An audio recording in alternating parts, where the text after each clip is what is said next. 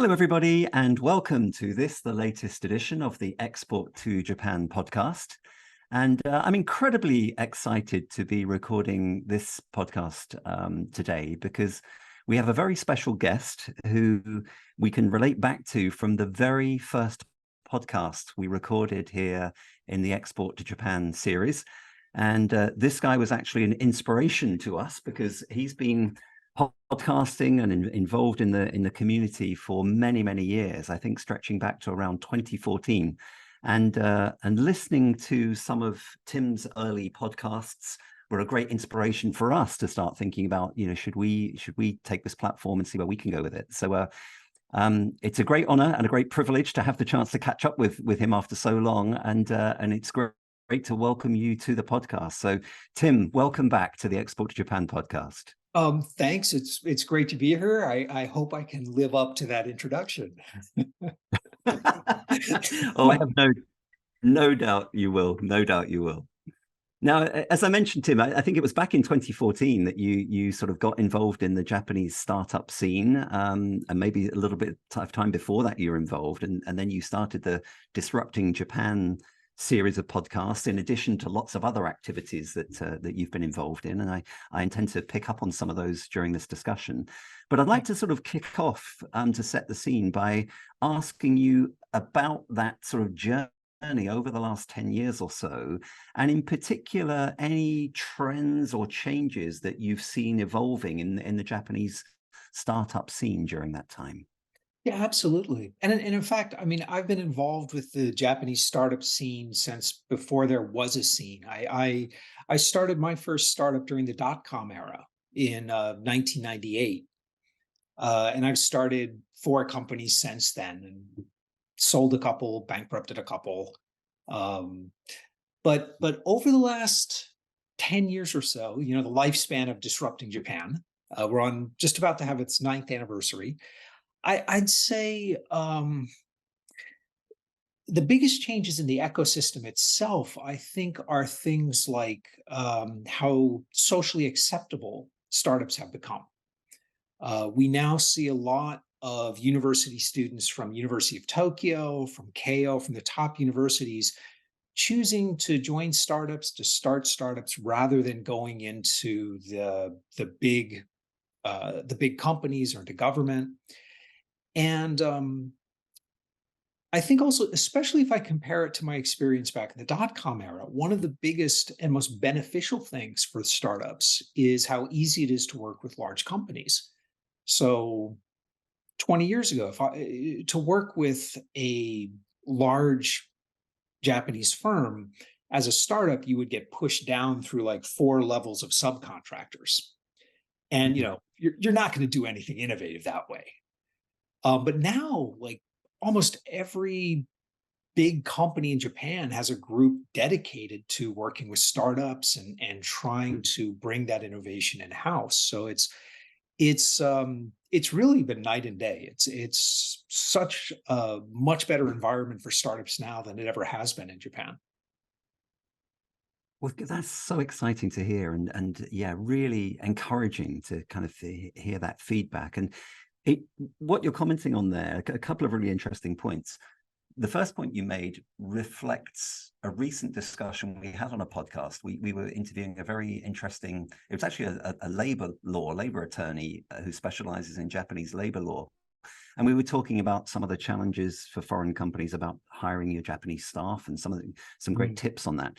But he made a very good point he was talking about this terminology, this historical terminology of lifetime employment in Japan, and the way that people used to think that they would come out of university, enter one of the big companies in Japan, and kind of stay with that company through the lifetime. But he was making the same comment that he's seeing a change in that, and the younger generation are much more flexible in their mindset and more entrepreneurial and willing to be more flexible in the way they work. And I think that's reflected a lot in what you're saying about what you're seeing in the startup scene. Yeah, and it very much is, the influence goes both ways. So that lifetime employment pretty much started dissolving in the late 90s. It just And that caused a lot of social turmoil, as you might imagine. A lot of Japanese considered it, part of the promise that large organizations had this responsibility. They viewed it as almost a betrayal, right? But um, it has happened, and young people in 2023 look at big companies very different than in 1973, where they know they don't have lifetime employment ahead of them. They know they don't have guaranteed promotions. And so the equation is like, well, wait, do I really want to put up with this? Do I really want to, hitch my wagon to this horse and give up that control of my life? And suddenly, startups look a lot more appealing than they did before. And I think that that is one of the reasons we are seeing so much interest in startup among the younger generations. Mm, that's so good to hear. Yeah. And then I think that the second point you were making there, which is equally as fascinating, is I guess in order for the startup community to grow and thrive, there almost needs to be a little bit of a push and a pull strategy. So we need entrepreneurs and open-minded people pushing forward and starting new, exciting organizations. But I think the point you were suggesting too was it also needs the pull strategy of the larger organizations and the more traditional organizations being willing to work with startups and kind of sucking them through and giving them opportunity. So is that a little bit of what you're sensing and seeing as well? Yeah, very much so. I mean, it is. There really isn't a single this is the one thing that changed everything. It is a lot of different little things, from the social attitude to the government policy on startups. So that, I think, is really underappreciated. So when people talk about the Japanese government support for startups, a lot of the focus gets put onto the programs that are run, right? The budgets, the funding that's allocated. But in practice, you know how government funding works. Most of those funds never actually get to these startups. um, but the real impact is not so much those programs, but so for example, when Prime Minister Abe got up on TV and said, startups are the future of Japan, and startups are what are going to be leading innovation in the future. I mean, the next morning, every CEO in Japan was saying, okay, what are these startup things and why aren't we working with them? Right. Mm-hmm. Right. And the Kishida administration has continued that full-throated support of startups and pointing out how they're driving innovation.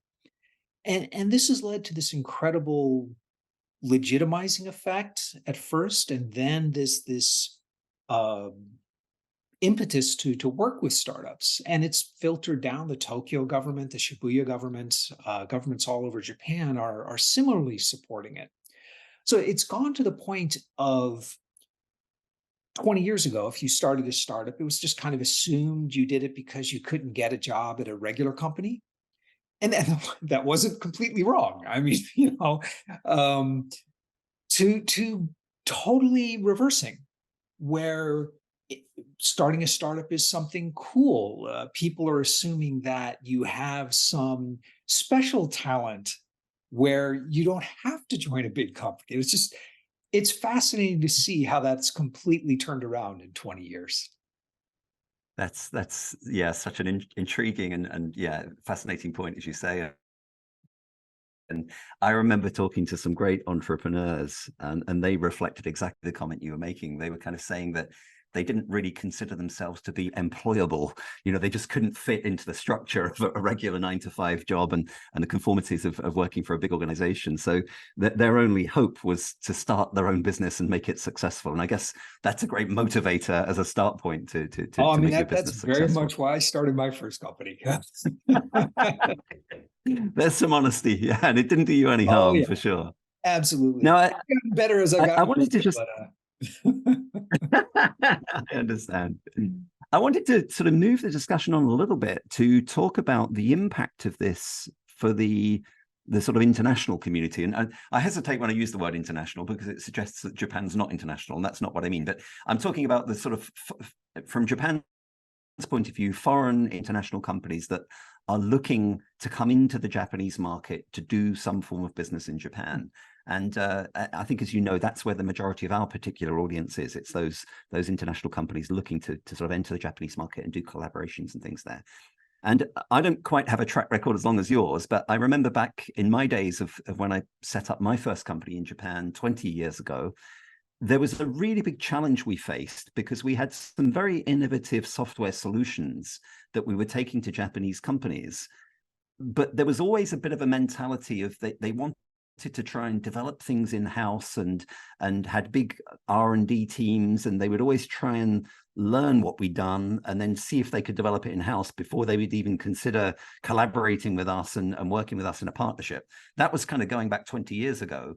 And I wanted to sort of see if you had any views on, while we're seeing the startup scene in Japan really start to grow for all the reasons you've explained, do you feel there's becoming more opportunity for international, non-Japanese companies to come into the market, whether they are startups or innovators, and opportunities for them to collaborate with either Japanese startups or with some of the bigger, more established companies in Japan? Do you have any thoughts on that, Tim? Yeah, absolutely. And I've run Japanese market entry for U.S. startups, and so we can talk on specific tactics. But I think Right. the one thing in particular you mentioned, the not invented here syndrome, the desire to build everything in house, that's really changed in Japan, and that, I believe, is directly related to the earlier conversation about lifetime employment. So before, the first thought of any Japanese company is like, well, what do we do with all these people? We've got to give them work. We've got to find something for them to do. Whether they're particularly good at it or not is not really the issue. And so, yeah, of course, with that mindset, you're going to be thinking, well, we can deploy 20 people working on this. But as that mindset goes away, Japanese enterprises is much more likely to work with smaller companies. And the same, and as it applies to foreign companies, startups or otherwise, the same mindset that has to change internally for a large Japanese organization to work with startups, it's the same thing that's required to work with um, a foreign company, whether it's a small company or a mid-size company. It's the same issues, the same ability to work with new vendors, to make um, exceptions from the normal supply chain. All of these attitude shifts that had to be changed for large enterprises to work with startups are exactly the same ones um, that they needed to make to work with foreign market entries as well. Got it. Yeah. Yeah. And I certainly always felt too that the danger for Japanese companies to maintain that, not invented here syndrome, or wanting to develop everything internally, the big danger of that, of course, is time to market, isn't it? If you try and develop things in-house rather than working with external collaborators that have already got some traction on a particular technology or something innovative, it's just going to take you time, right, to develop it yourself. And meanwhile, other countries and businesses around the world are moving much faster and moving into those spaces. So I've always had that view that it was really important for Japanese companies to try and move faster by external collaboration. And it's good to hear some encouraging signs that that's happening. Yeah, it absolutely helps them move faster, but there's also a fundamental quality issue. And I think over the last 10 years, corporate Japan has really realized that their internal R&D divisions are failing them. They are not coming up with new world-changing technology. They are not. I mean, if you look at what was coming out of Japanese enterprises in the 60s and 70s, it was, you know, incredibly disruptive, creative, amazing technology. And even in the 90s, in the domestic market, it never got a lot of success overseas, but there's amazing innovation happening in the hardware market. If you were here in the 90s, there were all kinds of little pocket dictionaries and electronic schedulers and We had email on the phone like years before the BlackBerry did, right? It was cool. There was all kinds of innovation happening. And that kind of dried up. And a lot, you know, Japanese companies are looking externally now. There's a lot of discussion on the importance of M&A, which traditionally M&A until about, like say, 10 years ago, had always been distressed assets. And now Japanese companies are looking at it in terms of strategic M&A. So there's been a real big shift in terms of Japanese firms being willing to work um, outside their own company, outside their own supply chain in the last 5-10 years. That's so encouraging to hear, Tim, both from the point of view of the way people like us care passionately about Japan and want Japan to continue to thrive and succeed, but also great news for the external companies, you know, that we work with as well to help them coming into the Japanese market. It gives a great feeling of optimism that there's the opportunities there to bring innovations in. So really glad to hear about that. Now, Well, and I will we say mentioned already. Yeah, go no, ahead. just Sure. one point to kind of reemphasize it. Almost every so I work with a lot of different government organizations from national to local ones, and almost every single government startup plan involves attracting foreign companies. Um, so government understands the importance of not just foreign direct investment, but market entry, bringing new products and technology to Japan. So it's not only possible, it's a priority. Mm, amazing. That's so exciting to hear. Yeah, really, really good to hear about that.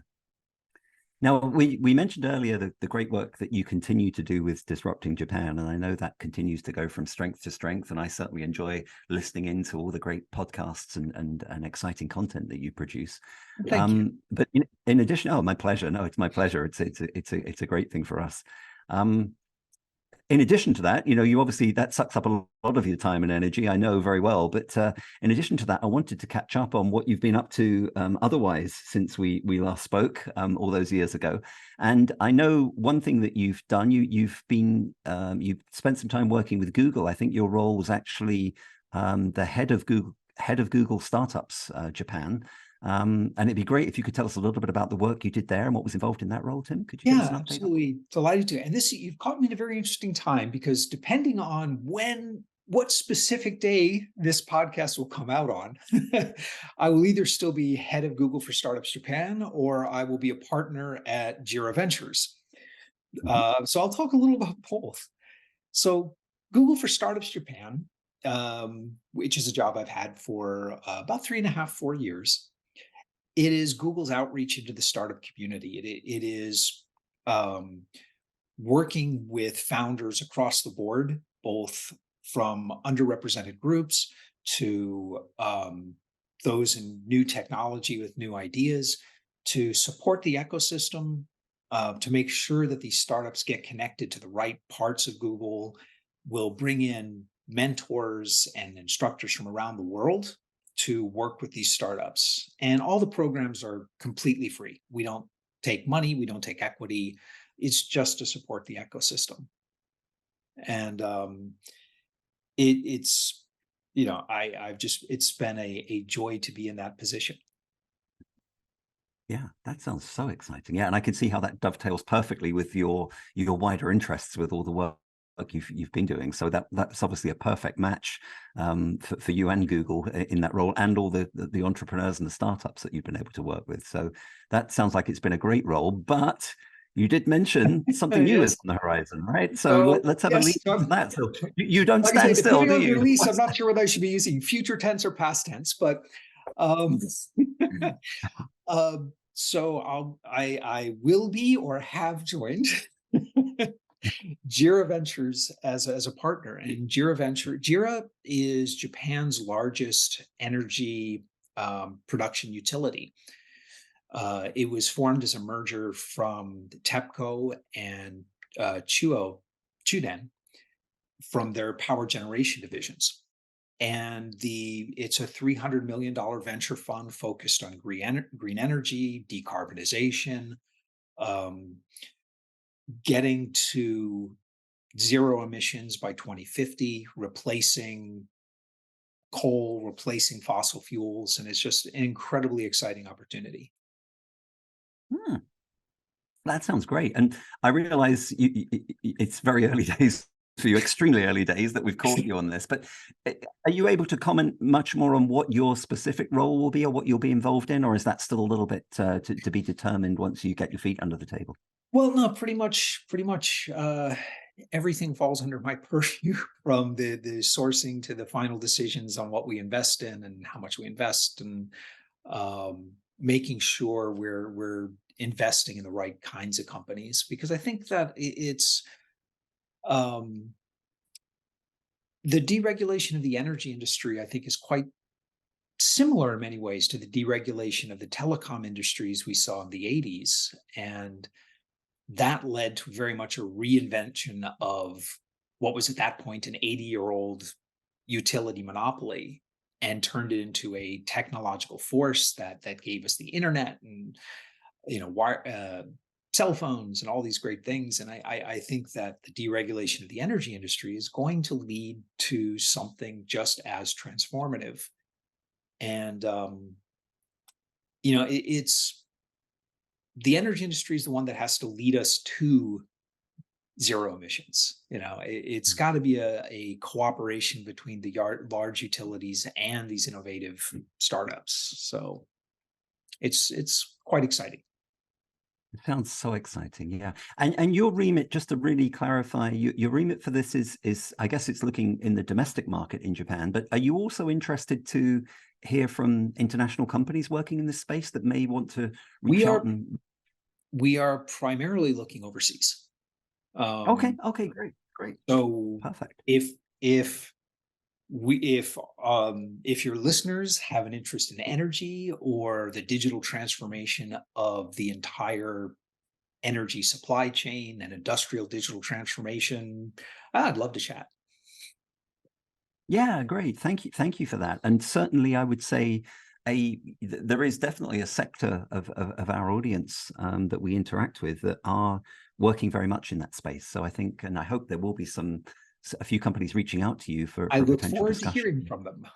Great. Okay. Well, we will encourage that. So yeah, any of you listening in, that have picked up on that point, feel free. Tim's a pretty easy guy to find out on the internet. So feel free to reach out to Tim and find him, or send an inquiry into us at Export to Japan, and we'll be happy to forward it on to Tim accordingly. So that sounds really good, Tim, and what a great role. And thank you. I'm glad to catch you at this early stage, and we look forward to seeing how that role develops, and wish you every success with that. I'm sure it will be a really intriguing role, and maybe on the next podcast in a few years' time, we'll catch up and hear more about what you've been working on in that role. That sounds good. Yeah.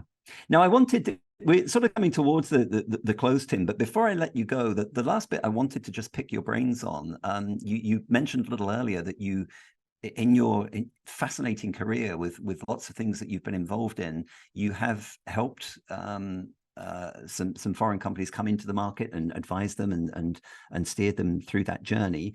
So that's, again, with our audience, that's primarily the kind of audience we have. So I wanted to kind of ask you the question from your perspective. If I asked you to share, a number of top tips, let's say 5 top tips or something like that, what would be some of the things that come to your head that these companies should be thinking about and looking at and taking into account as they consider their journey into the Japanese market? Okay. In no particular order, just as they're coming to me, I'd say one of the biggest challenges foreign entrants face is demonstrating a commitment to the market. So Japanese firms are still highly skeptical of foreign entrants because they're not sure how long you're going to be here.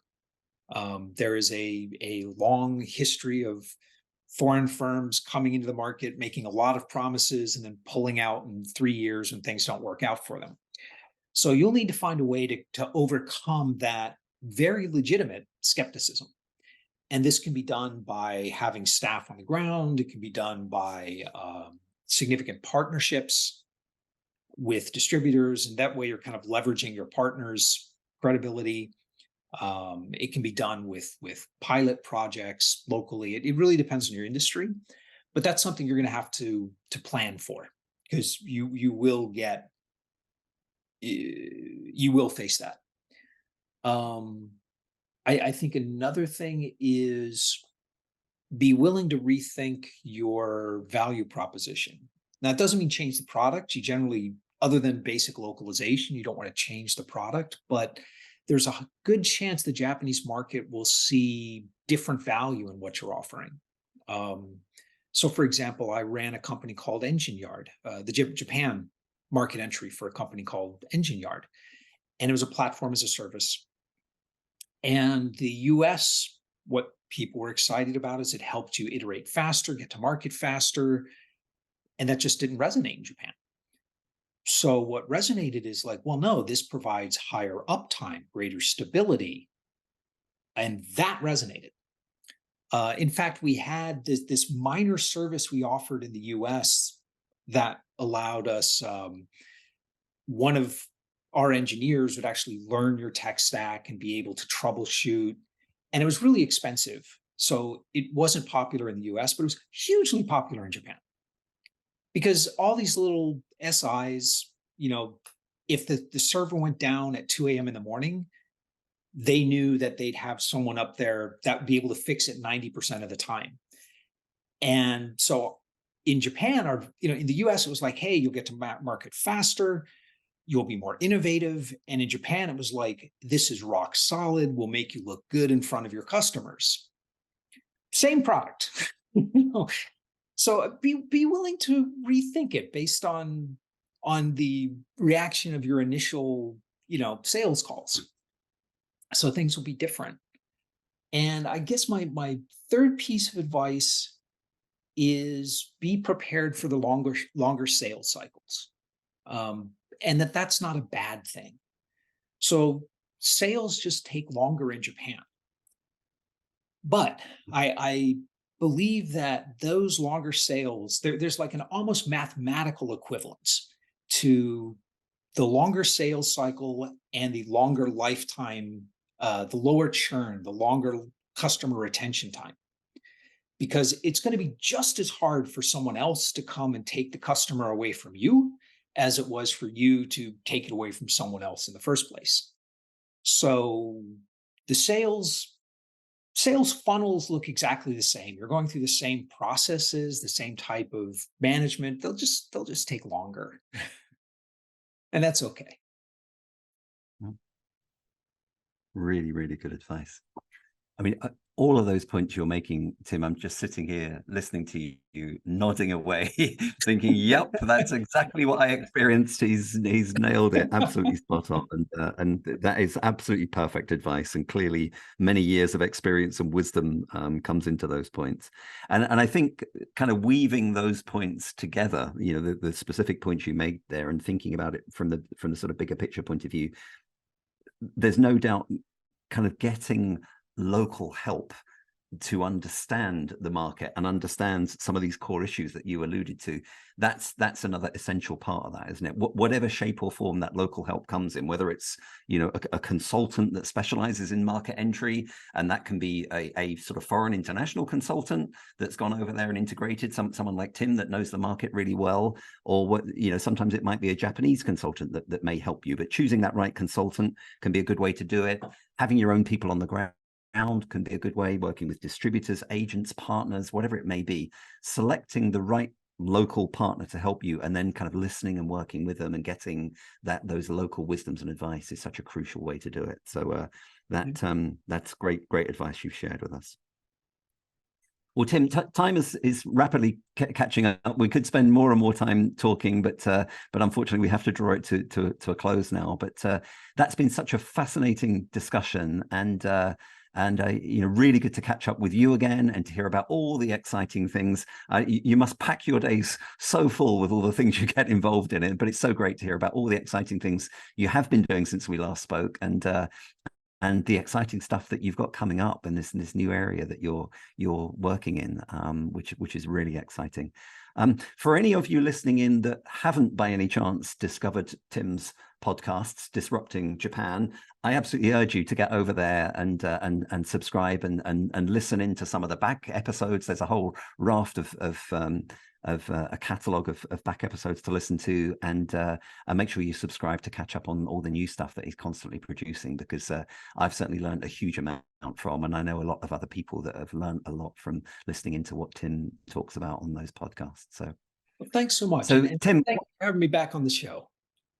oh, it's a pleasure, Tim. Really, really good to catch up with you. And we will be doing this again in a few years' time, because you're one guy that doesn't stand still. You keep moving forward. So there's always good things to catch up with you on, and we appreciate it. So yeah, for all of you listening in, thank you. I hope you found that really worthwhile and really interesting. Tim, thank you once again for your time. It's great to catch up with you, and we will all speak again very soon. Thank you, everybody.